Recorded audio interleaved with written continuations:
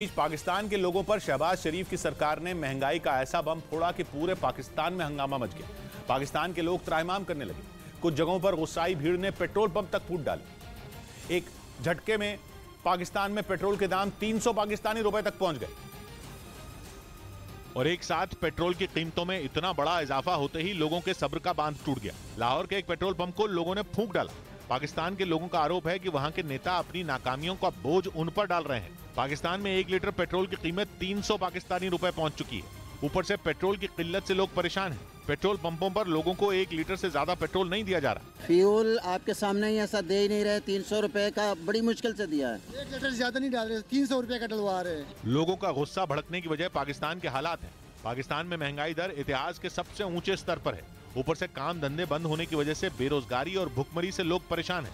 इसलिए पाकिस्तान में हंगामा मच गया। लेकिन पाकिस्तान की सरकार का दावा यह है कि उसके पास टैक्स बढ़ाने के अलावा कोई दूसरा रास्ता ही नहीं है। बेल आउट पैकेज देने के लिए IMF ने पाकिस्तान की सरकार के सामने कुछ कड़ी शर्तें रखी थी और लोगों पर टैक्स का बोझ बढ़ाना उन शर्तों में शामिल था। इसीलिए सरकार ने आंख बंद कर हर चीज के दाम बढ़ा दिए।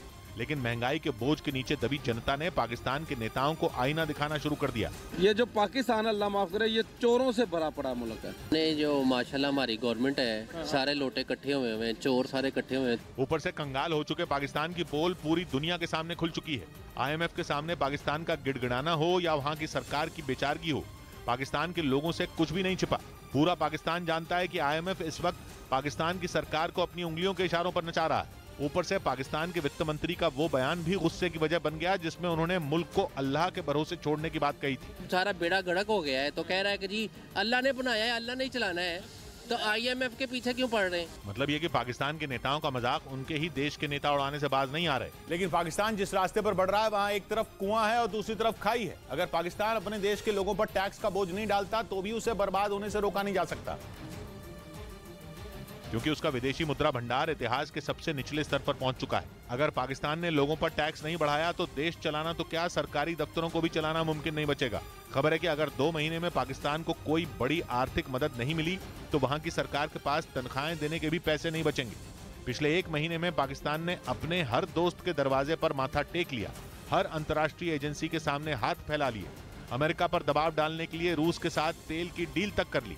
लेकिन उसका कोई भी दांव इस बार काम नहीं आया, जिसकी सजा पाकिस्तान के लोगों को मिल रही है। बच्चों के लिए जमा करना तो बड़ी दूर की बात है भाईजान, रोटी नहीं पूरी हो रही। यहाँ पे जंगल का कानून है, ना कोई पूछने वाला है, ना कोई सुनने वाला है। लेकिन पाकिस्तान के लोगों के पास भी केवल सरकार को कोसने के अलावा कोई दूसरा रास्ता नहीं बचा, क्योंकि कीमतें केवल पेट्रोल और डीजल की नहीं बढ़ी बल्कि खाने पीने और रोजमर्रा की जरूरत की हर चीज के दाम आसमान छूने लगे, जिसकी वजह से पाकिस्तान में जीने की कीमत अचानक कई गुना बढ़ गई। प्याज के दाम कराची में 250 पाकिस्तानी रुपए प्रति किलो तक पहुंच चुके हैं। असल में प्याज की खेती वहां बलूचिस्तान और सिंध में सबसे ज्यादा होती है, लेकिन इस बार फसल बर्बाद हो गई।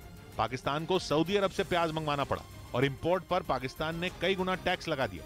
प्याज जैसा ही हाल दूसरी कई फसलों का है। सब्जियां महंगी देखकर वहां के लोगों के पास चिकन खाने का विकल्प भी नहीं है, क्योंकि अचानक चिकन की कीमत भी कई गुना बढ़ गई।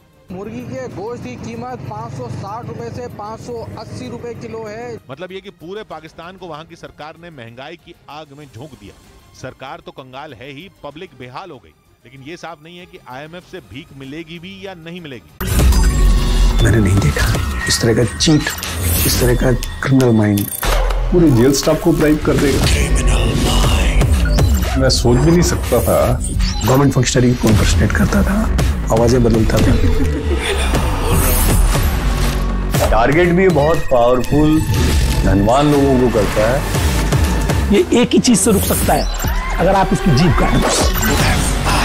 न्यूज चैनलों के इतिहास में पहली बार न्यूज 18 इंडिया की web series FIR number 208 streaming 3 February 9 PM